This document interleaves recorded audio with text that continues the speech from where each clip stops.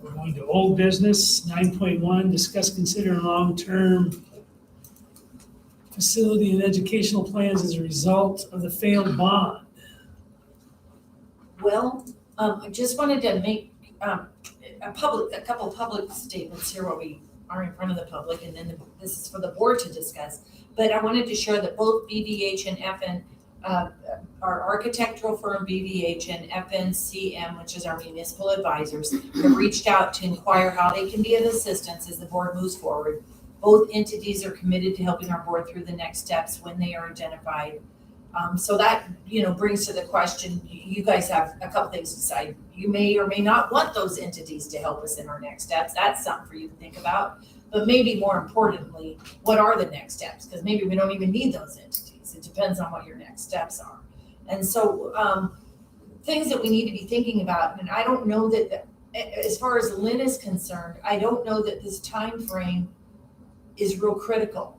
And I say that because some of this new legislation really reshaped some things. And toward that end, I'm not sure what we can do without a bond. At one time I thought, maybe we can put together a 10, 11, $12 million project using some lease purchasing, some QC puff. The new 243 Tax Property Act is going to squeeze us in a new way. So now we just got hedged in another way. It's going to create, I guess I'm saying to you, I'm just not confident enough in how this formula is going to work for me to give you any good advice. And Tobin isn't either. My colleagues, when I talk to them, none of them seem to be either. In the webinars I'm setting in, even NDE is still, we're like hamsters in a cage trying to figure out what this all means, and we're trying to get it out. So it's going to take a little bit of time. So my point there is maybe before I think there were some next steps we should talk about. That can still be one of them. But my point is I'm not ready to say next month this is how much money we have, because we just aren't there. But I think in the next few months, things might settle in and we get a better understanding and we can start shaping some things up. I said to you, with a vote of the board, you can exceed the 2.93% budget tax request lid, which would help you if you wanted to run a QC puff project or do a lease purchase project of a smaller nature. But right now, you'd have to prove that every year. So it would be irresponsible to commit yourself to a 7-year lease when you have to have a vote of the board every year to approve that.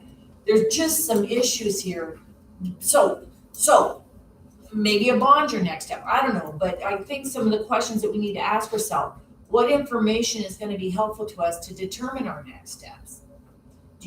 What information do you want or need, do you think, from what just happened with our failed bond? Do you want to know, I don't know. There's agencies out there that'll do research and ask your public, why did you vote no? With the numbers we got, I'm not sure that that's a prudent step, but that's up to you. How do we decide what people will support? Do we want to put a bond out there and that just wasn't the right one? I don't know. What can be addressed without a bond? So I talk about that a little bit, and the first bullet point I talk about, QC Puff was able to address accessibility and ADA barrier issues such as moisture, mold abatement, HVAC with the architect, engineer signature, life safety code, fire systems, secure entrances, architect, engineer ingenuity to approve those. So there were lease purchasing, there were some vehicles that you could do smaller things with. Even those are a little uncertain right now. There's talk that QC Puff is changing as well. So the other thing you can do without any additional money necessarily, reconfiguration of grade levels. We talked about this before. We can do that without a bond. We can put K through 2 at Ceresco and 3 through 6 at Valparaiso. Moving 6th grade out of here creates additional room for 7 through 12. There's space for that. There's certainly educational advantages for having grade alikes together. You know what the educational community has said to you about that. I think there's a lot of parental concerns about that. Somewhat. Parental, I said the word wrong, parental. I'd say you might then take out the Parental. people who were. Well, but still, I mean, that is an option, and It is an option. educationally, it's a strong option. So how soon could that be enacted if we were to make Well, you can enact it whenever the board wants. I would say to you to enact that without at least informing your public and giving them time to digest it might be irresistible. You're gonna have you're gonna have kids It's on. gonna go well, bus I've home. worked before, talked about it once before, it's horrible. I would say they've talked about it a number of times, yeah. Well, I mean, the That's what reality I- is, There's problems. I think that's something we're probably gonna have to talk about the retreat, probably, isn't it? the reality is Ceresco's full, and that's where our growth is coming from, so we. Well, and I think, how much was the playground, we should probably address that before the new school year.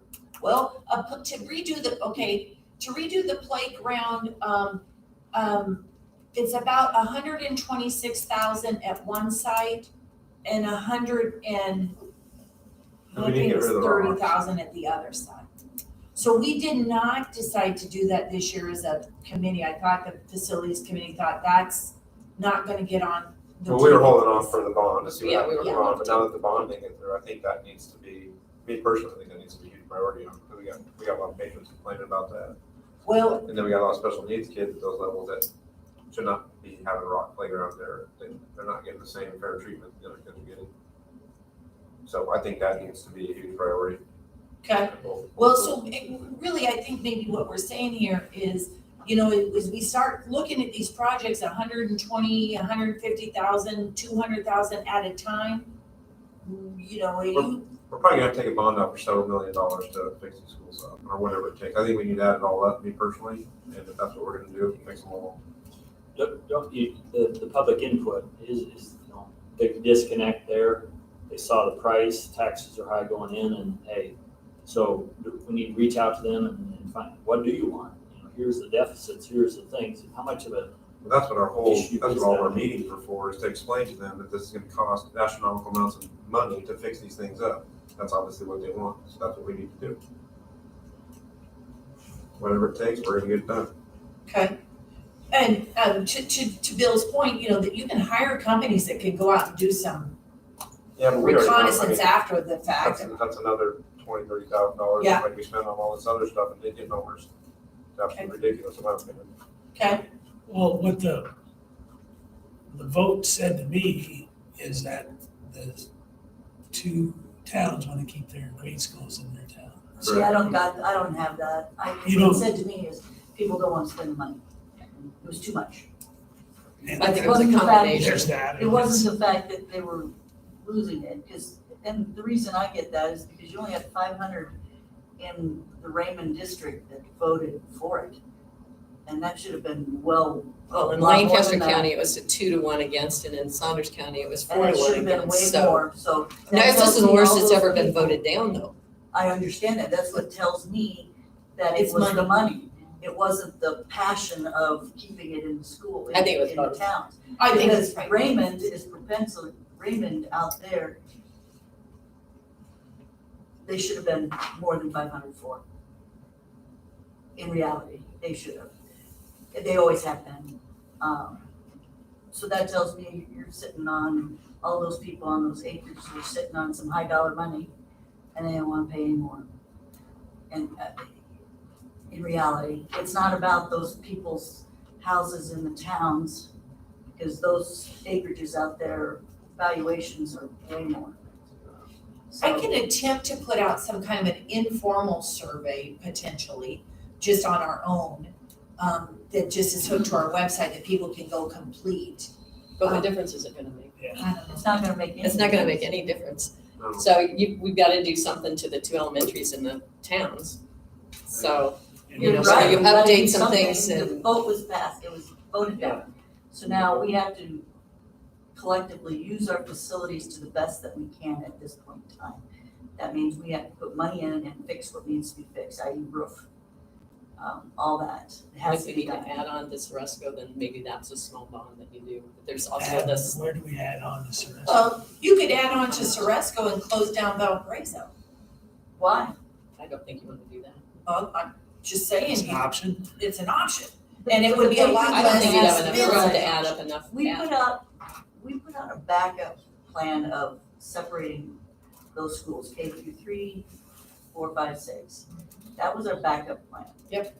We put that out on a pamphlet. It was one of them. I think we need to just inform them, we gotta go through with the backup plan. They Best said we no to can. a long-term solution, which we thought was the bond, so now, okay.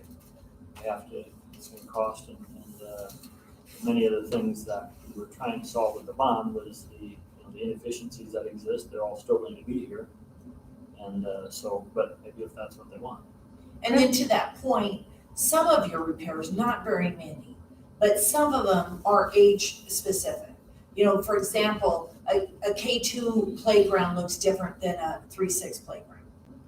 So those are things you don't wanna just throw money at until you know what you're doing for sure. Great point. But some of the other things like air conditioning, roofs, that Who didn't needs really that? matter. What's under there? Well, and I know Val has those bathrooms in the wing need to be updated. I mean, Yes, there's, there's things that. like that need to be done that we need to figure out. But you may want to reconfigure things inside a building. Maybe you wanna take your district office over there and use more room over here for high school. Well, that's the point, the high There's school some is the other critical things- point Yeah, we gotta High think school about Because we it. gotta figure out how to get to high Critical school, yeah. with space, Well, and moving those would do that. yes.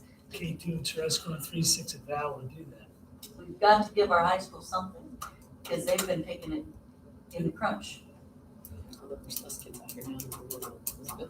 So this does deserve more of our time than just this board meeting, right? Absolutely. And to that point, I don't think with everything going on legislatively that we need to rush into it, but we need to be early fall, thinking about another workshop probably where this is the only discussion. Yep. Okay?